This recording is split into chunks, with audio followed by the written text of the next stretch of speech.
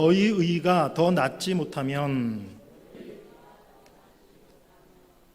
우리 뉴스 보도 사진 한 장 보시겠습니다. 우리 작년도에 있었던 뉴스 그 기사인데요. 어떤 이야기냐면 1994년도에 우리나라에서 살인죄를 저지르고 해외로 도망갔었던 한 폭력 조직원이 29년 만에 붙잡혀서 이제 재판을 받고 벌을 받게 됐다라는 그러한 뉴스였어요. 그런데 이 뉴스를 자세히 보니까 이 사람이 경찰에 붙잡힌 게 아니라 중국에 이렇게 29년 동안 도망가 있다가 스스로 귀국해서 경찰서에 찾아가 제 발로 자수했다는 거예요.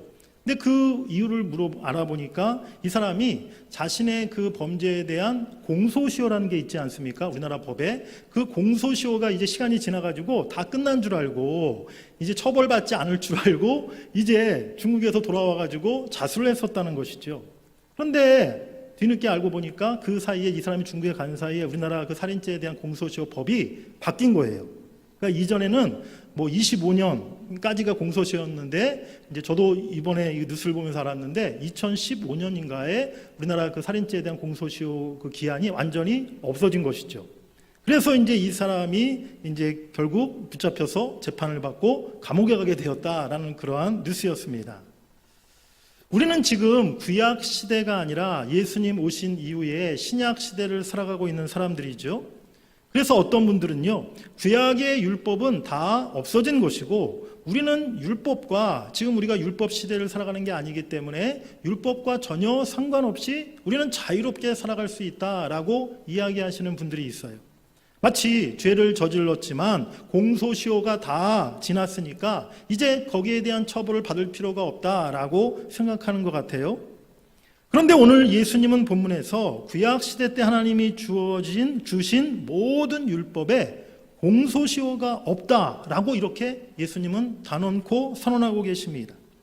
하나님의 모든 말씀은 언제나 사라지지 않고 변함이 없음을 오늘 우리들에게 말씀하신 줄 믿습니다. 우리 첫 번째로 따라해 보시겠습니다. 율법을 완성하신 예수 그리스도. 유대인들에게 예수님이 전하셨던 가르침, 천국 복음은 전에 그들이 들어보지 못했던 굉장히 파격적인 말씀들이 많았어요. 그래서 유대인들 중에는 예수님이 율법을 완전히 무시하고 없애려 한다라고 오해했던 사람들이 있었습니다.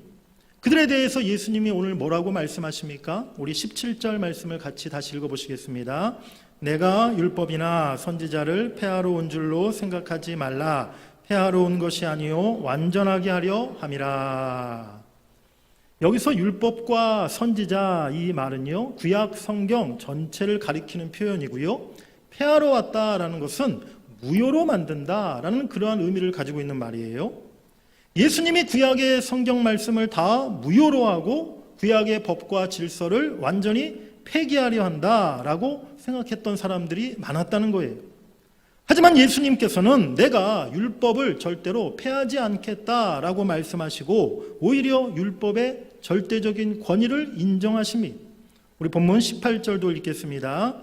진실로 너희에게 이르노니 천지가 없어지기 전에는 율법의 1.1획이라도 반드시 없어지지 아니하고 다 이루리라. 아멘. 여기서 1획이라는 것은요 구약 성경을 기록한 히브리어의 철자 중에 가장 작은 획을 말하는 것이고요. 또한 1점이라는 것은 그 작은 철자에 찍는 또 작은 점 하나를 가리키는 것인데요. 성경에 기록된 모든 말씀이 어느 한 구절도 결코 없어지지 않고 그 효력이 영원하며 반드시 성취될 것임을 오늘 예수님이 강조하고 있는 것입니다. 어떤 분들은 지금은 우리는 은혜의 시대 또 신약 시대를 살아가기 때문에 우리에게 구약 성경은 크게 중요하지 않고 구약의 계명은 이제 우리에게 효력이 없는 것이다 라고 생각하는 경우가 있어요. 어거스틴이 한 유명한 말이 있습니다. 신약 성경은 구약 성경 속에 감추어져 있고 구약 성경은 신약 성경 속에서 드러난다 라고 어거스틴이 이야기했어요. 그렇습니다. 구약 성경 안에 신약 성경이 들어있는 것이에요. 그리고 신약 성경을 읽어보면 거기에 구약의 말씀들이 나타나 있다는 것입니다. 신구약의 모든 말씀은 영원히 변함없는 하나님의 말씀이요 서로 구별되는 말씀이 아니라 하나님의 주신 한 가지의 말씀이고 또 우리가 믿고 지켜야 할 하나님의 영원한 계명이라는 사실을 여러분들이 믿으시길 간절히 바랍니다. 그렇다면 예수님이 구약의 율법을 완전하게 하신다 또는 완성하신다, 이 말의 의미가 과연 무엇일까요? 예수님이 구약의 율법을 완전케 하신다, 이 말에는 두 가지 의미가 담겨 있습니다. 첫 번째는 예수님께서 구약의 언약을 성취하셨다는 거예요. 구약에 예언된 모든 하나님의 구원의 그 약속이 예수 그리스도를 통해 완전히 다 이루어진 줄 믿습니다. 두 번째는 예수님께서 율법에 마침표를 찍으셨다는 것입니다. 우리 로마서 10장 4절을 읽어보시겠습니다. 그리스도는 모든 믿는 자에게 의를 이루기 위하여 율법의 마침이 되시니라. 아멘.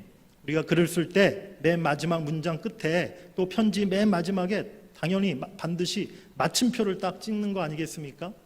예수님께서 구약의 모든 율법에, 구약의 모든 하나님의 예언의 말씀에 마침표가 되셨다는 거예요. 그렇다면 예수님께서 어떻게 율법을 완전케 하신 것이요, 또 어떻게 마침표를 찍으신 것일까요?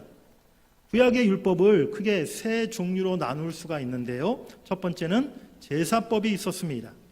그런데 구약 제사법의 모든 의식과 규례는요, 다 무엇을 가리키고 있었냐면 장차 메시아이신 예수님이 이 땅에 오셔서 세상 모든 죄를 지시고 십자가에 죽으실 것을 의미하고 가리키고 있었다는 것이죠. 그런데 그 실체와 본질이신 예수님이 이 땅에 오시고 그 예수님이 십자가에 죽으셨다는 거예요. 예수님이 스스로 어린 양 제물이 되셔서 화목제물로 십자가에 자신을 드리시고 모든 인류의 죄를 대속하시기 위해서 보혈의 피를 흘리신 줄 믿습니다. 우리 히브리서 10장 11절과 12절 같이 읽겠습니다. 제사장마다 매일 서서 섬기며 자주 같은 제사를 드리되 이 제사는 언제나 죄를 없게 하지 못하거니와 오직 그리스도는 죄를 위하여 한 영원한 제사를 드리시고 하나님 우편에 앉으사. 아멘. 구약의 모든 제사장들이 주관하여 드렸던 그 제사는요, 다 일회성 제사였다는 거예요. 그 모든 제사가 인간의 모든 죄를 영원히 없애지 못했다는 것이죠. 그런데 영원한 구원자 되신 우리 예수 그리스도께서 우리 인류의 죄를 위하여 희생 제물이 되심으로 단 한 번의 십자가 죽으심으로 이제 구약의 모든 제사를 완결하시고 완성하셨음을 우리가 깨달아야 될 줄 믿습니다. 두 번째로 율법에 시민법이라는 법이 있었어요. 이 시민법은요, 구약시대 이스라엘 백성들이 각 지파와 또 이스라엘 왕국 안에서 공동체 구성원으로서 지켜야 할 그러한 법들이었습니다. 그런데 예수님이 오셨을 때 이스라엘 사람들은요, 예수님을 오히려 거절하고 십자가에 처형함으로써 하나님의 택함받은 그 백성의 자격을 스스로 상실해버렸다는 것입니다.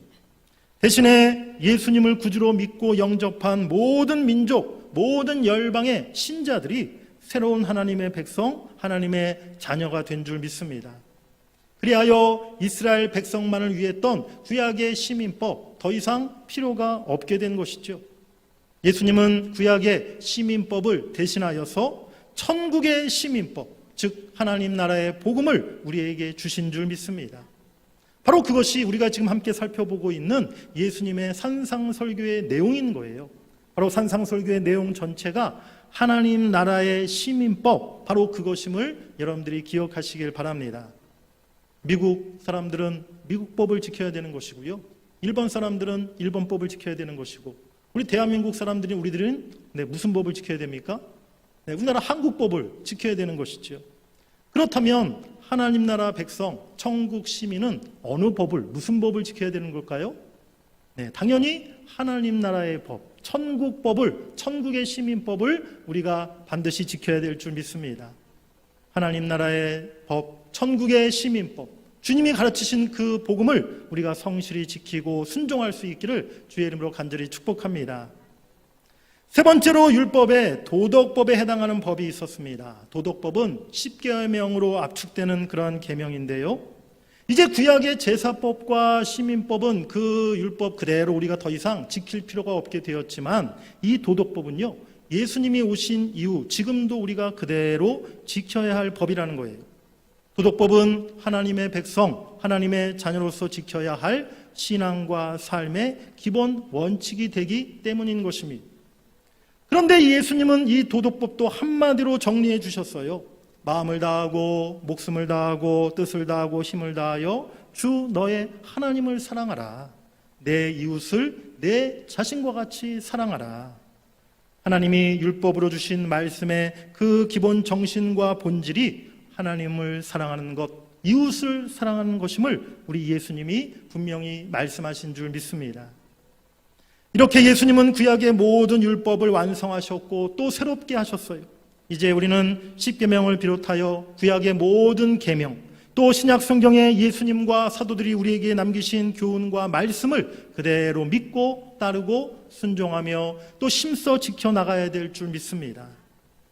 그렇다면 우리가 구약의 모든 계명, 또 성경의 모든 교훈의 말씀을 어떻게 받아들이고 어떻게 대하고 또 어떻게 지켜야 할까요? 우리 계명을 대하는 자세, 첫 번째로 따라해 보시겠습니다. 큰 계명, 작은 계명 구별하지 말라. 우리 본문 19절을 한번 읽어보시겠습니다. 시작. 그러므로 누구든지 이 계명 중에 지극히 작은 것 하나라도 버리고 또 그같이 사람을 가르치는 자는 천국에서 지극히 작다 일컬음을 받을 것이요 누구든지 이를 행하며 가르치는 자는 천국에서 크다 일컬음을 받으리라. 아멘. 하나님이 주신 계명 중에 큰 계명, 작은 계명, 또 중요한 계명, 덜 중요한 계명, 꼭 지켜야 할 계명, 좀 무시해도 괜찮은 계명, 이렇게 생각하지 말라는 거예요. 이렇게 구분해서는 안 된다는 거예요. 또 그렇게 가르쳐서도 안 된다라고 오늘 예수님이 말씀하십니다. 당시 율법의 선생이요 또 율법의 해석자였던 서기관과 바리새인들은요 율법을 두 종류로 나누고 그렇게 가르치고 있었어요. 율법에 반드시 지켜야 하는 크고 중요한 법이 있는가 하면 그렇지 않은 그냥 사람 사이 가운데 좀 작고 뭐 좀 이렇게 어길 수 있는 그러한 사소한 작은 율법도 있다라고 그들이 믿고 또 그렇게 가르쳤다는 것이죠. 로마 카톨릭에도요, 카톨릭 교리에도 대죄라는 게 있고 소죄라는 게 있어요. 죄가 다 똑같은 죄가 아니라 큰 죄가 있고 작은 죄가 있다라고 카톨릭에서 그렇게 가르칩니다. 구원에 치명적인 영향을 미치는 그런 죄를 가리켜서 그들은 대죄라고 하는데요. 이 대죄를 범하면 반드시 신부를 찾아가서 고해 성사를 해야만 죄사함을 받을 수 있다는 거예요. 반면에 소죄, 이 소죄는 구원에는 별 영향을 미치지 않는 그러한 사소한 잘못, 허물에 해당하는 것인데 이러한 죄는 굳이 신부에게 찾아가 고해 성사를 할 필요가 없다라고 그들이 이야기합니다. 그런데 예수님은 우리들에게 뭐라고 말씀하십니까? 마태복음 5장 21절 이후에 보면요. 겉으로 드러나지 않은 죄. 우리가 흔히 이것은 뭐 큰 죄가 아니고 그냥 작은 잘못이 아닌가? 라고 생각하는 것들. 예를 들어서 마음에 품은 죄, 형제를 미워하고 욕하고 멸시하는 거, 마음으로 음욕을 품는 거, 이런 죄를 범해도 똑같이 다 지옥불에 들어가게 될 것이다 라고 예수님이 말씀하고 있다는 것이죠.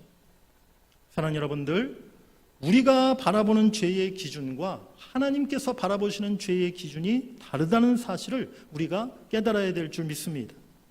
하나님께서 바라보시는 죄의 기준은 작고 큰 죄가 따로 있는 것이 아니라는 거예요.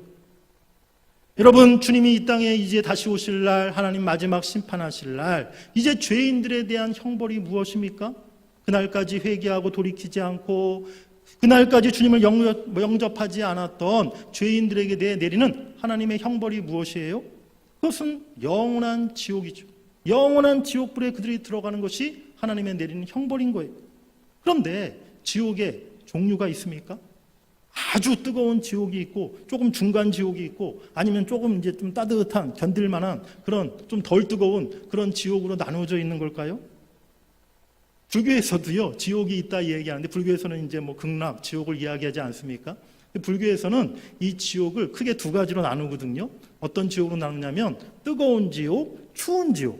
그래서 이 아주 뜨거운 곳에 이제 그 뜨거운 우리 성경에 나오는 지옥같이 불로 이렇게 막 괴롭히는 고통을 주는 지옥이 있는가 하면 또 아주 에어컨을 계속 틀어대나 봐요. 네, 그런 차가운 또 지옥이 있다고 얘기를 합니다. 그런데 이 두 지옥이 각각 하나가 아니라 8개로 나누어진다는 거예요. 그래서 불교에서 이야기할 때 그것을 파렬지옥, 파란지옥 이렇게 이야기하거든요. 근데 이 파렬지옥, 파란지옥이 이 등급으로 나눠지는 거죠. 그래서 큰 죄를 저지른 사람은 가장 뜨거운, 가장 추운 지옥에 들어가는 것이고, 조금 가벼운 죄를 저지른 사람은 좀 덜 뜨거운, 좀 덜 추운 그런 지옥에 들어간다라고 불교에서는 그렇게 이야기를 해요. 만일 정말 큰 죄, 작은 죄가 나누어져 있다면 당연히 지옥도 불교에서 얘기하는 것처럼 등급이 나누어져 있어야 되지 않겠습니까?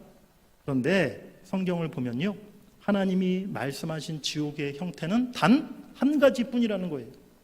하나님의 최종 심판대 앞에서 죄인으로 판단받는 모든 사람들은 죄의 경중을 따지지 않고 똑같은 지옥에 들어가게 된다는 사실을 우리가 분명히 깨달아야 될 줄 믿습니다. 하나님의 심판은 오직 죄인과 의인만을 나누는 것입니다. 죄인은 모두가 똑같은 지옥의 형벌을 피할 수가 없다는 것입니다. 오늘 우리가 하나님의 계명과 또 하나님의 말씀을 지키는 기준, 우리의 생각, 우리의 자세가 어떻습니까? 우상 앞에 절하고 타인의 생명을 정말 해치고 남의 것을 막 도둑질하고 이런 죄를 범하는 것은 엄청 큰 죄를 범하는 것이다 라고 생각해요.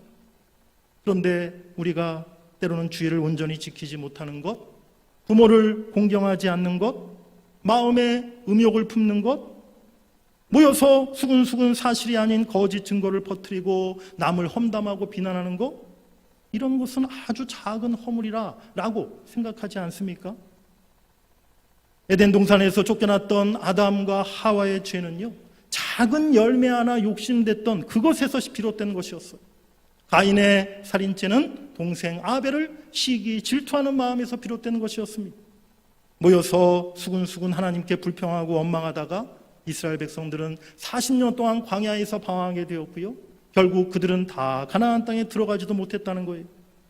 솔로몬의 다음 왕 르호보암이 나라의 장로들과 어른들의 말을 무시하다가 그 나라가 둘로 나누어지고 말았습니다. 사랑하는 여러분, 절대로 괜찮은 죄라는 것은 없습니다. 그냥 우리가 가볍게 생각하고 좀 우리가 그냥 쉽게 생각할 만한 그런 죄는 하나도 없다는 것입니다. 주님이 명하시고 가르치신 모든 성경의 계명과 말씀들을 우리는 하나같이 다 엄중히 받아들이고 그 말씀을 지키고 순종하기 위해 힘써야 될 줄 믿습니다. 어떤 말씀이라도 어떤 계명이라도 내가 지키지 못했다면 하나님 앞에 죄사함을 구하고 회개하고 돌이키는 마음을 여러분들이 가지실 수 있기를 간절히 바랍니다. 두 번째로 따라해 보시겠습니다. 바리새인보다 더 의로워야 한다. 우리 본문 20절 읽어보시겠습니다. 내가 너희에게 이르노니 너희 의가 서기관과 바리새인보다 더 낫지 못하면 결코 천국에 들어가지 못하리라. 아멘. 앞서 말씀도 참 우리에게 부담이 되는 말씀인데 성경의 작은 계명이라도 우리가 다 지켜야 된다, 예수님이 말씀하시고 나서 이제 그 다음 말씀은요, 우리에게 더 충격적인 말씀을 오늘 예수님이 하고 계세요. 오늘 주님의 말씀은 당시 제자들에게나 오늘 우리들에게나 어떻게 보면 참 이해하기가 어려운 그런 말씀이 아닐 수가 없어요. 서기관들이나 바리새인들보다 더 의롭지 못하면 천국에 들어가지 못할 것이다 라고 오늘 예수님이 말씀하고 있다는 것입니다. 예수님 당시 서기관과 바리새인들이 어떠한 사람들이었을까요? 이들은요, 모세 오경의 율법을 613개 조항으로 다 정리해서 그 하나하나를 철저히 지키려고 최선을 다했던 사람들이었어요. 그래서 그 당시 유대 사회 속에 이런 말이 있을 정도였습니다. 단지 두 사람만 천국에 들어가게 된다면 한 사람은 서기관이요 한 사람은 바리새인일 것이다 라고 유대인들이 이야기했다는 거예요. 특히 바리새인들의 삶은요, 우리의 상상을 초월할 정도로 아주 절제된 것이었습니다. 아침에 일찍 일어나 가장 먼저 손을 씻고 그들이 하는 일은 하나님의 말씀 율법을 읽는 것이었고요, 정결한 음식만을 그들이 먹었고요, 절대 이방인들은 만나지도 접촉하지도 않았어요. 하루에 시간을 정해서 꼬박꼬박 3번씩 기도하고 일주일에 이틀씩이나 금식하였고 철저히 하나님 앞에 11조를 드렸던 사람들이 바리새인들이었습니다. 그런데 오늘 주님께서는요, 우리의 의가 이 서기관과 바리새인보다 더 낫지 못하면 천국에 들어갈 수 없다라고 말씀하고 있다는 것입니다. 도대체 우리가 어떻게 해야 되는 것일까요? 우리가 그동안 구원받는 것은, 천국 가는 것은 오직 믿음으로, 우리가 예수님만 믿으면, 십자가만 믿으면 우리가 구원받고 천국 간다 생각했었는데, 아니 오늘 예수님이 뚱딴지같이 바리새인보다 너희들이 더 의롭지 못하면 너희들 천국에 못 들어가 라고 지금 이런 말씀을 하고 계신 거 아니겠습니까? 여러분, 정말 바리새인들보다 더 철저히, 더 확실하게 신앙생활, 경건생활 잘 하실 자신들이 있으십니까? 내일부터 하루에 3번씩 교회 나오셔서 다 기도하셔야 돼요. 이제 제가 다 이제 출소포 만들어 놓을 겁니다. 네, 하루에 일주일에 2번씩 날 정해서 다 금식하셔야 돼요. 저도 자신 없습니다. 오늘 예수님이 말씀하신 서기관과 바리새인보다 더 나은 의라는 것이 과연 어떤 의미일까요? 우리 첫 번째로 따라해 보시겠습니다. 형식적 의가 아니라 내면적 의. 예수님께서는요, 이렇게 철저히 구약의 율법을 지켰던 바리새인들을 오히려 책망하셨다는 것을 성경에서 우리가 볼 수가 있어요. 바리새인들의 외식하는 신앙을 책망하시면서 겉만 깨끗이 하지 말고 먼저 너희 안을 깨끗이 하라, 예수님이 말씀하십니다. 마치 회칠한 무덤같이 겉으로는 깨끗하고 겉으로는 옳게 보이지만 너희들 안에 외식과 불법과 더러운 것이 가득하다라고 예수님은 바리새인들을 책망하셨다는 것이죠. 서기관과 바리새인들은요, 외적으로 드러나는 행실과 겉모습에만 초점을 맞추다 보니까 정작 중요한 신앙의 핵심을 그들이 잊어버리고 있었던 거예요. 우리 마태복음 15장 7절 8절을 읽어보시겠습니다. 외식하는 자들아, 이사야가 너희에 관하여 잘 예언하였도다. 일러스되 이 백성이 입술로는 나를 공경하되 마음은 내게서 멀도다. 겉으로는 하나님을 경외하고 하나님을 잘 공경하는 것처럼 보였지만 실상 그들의 마음이 하나님과 너무 멀어져 있었다는 거예요.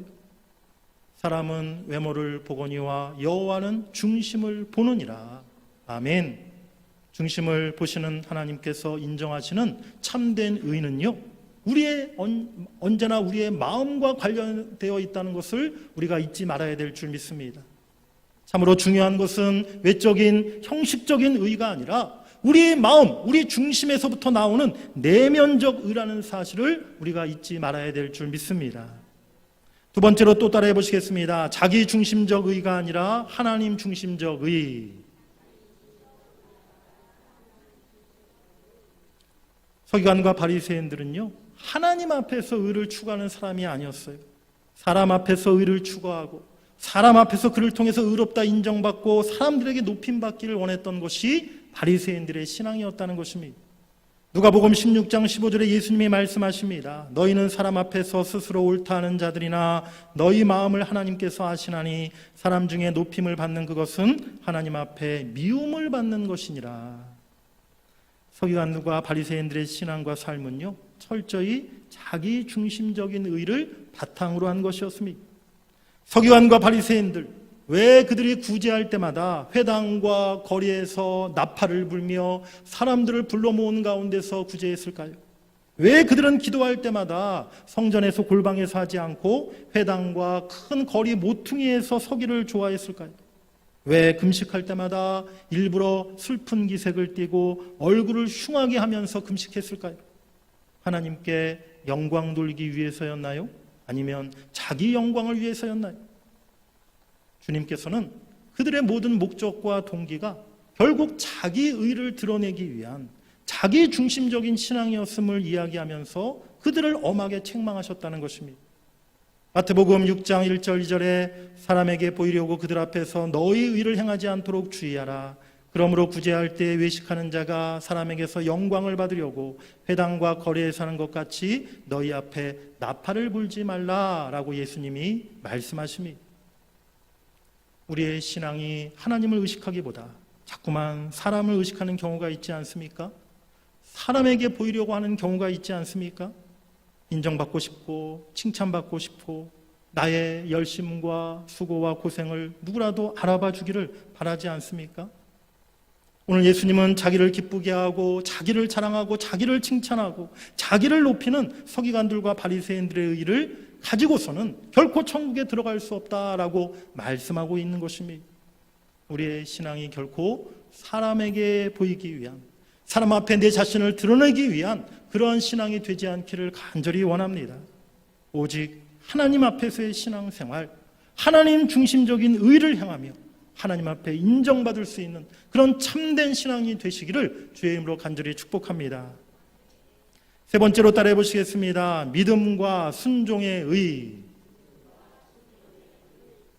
결론적으로 오늘 예수님이 말씀하신 서기관과 바리새인들보다 더 나은 의는요, 믿음과 순종의 의라는 것이죠. 믿음은 내 자신을 부인하는 것입니다.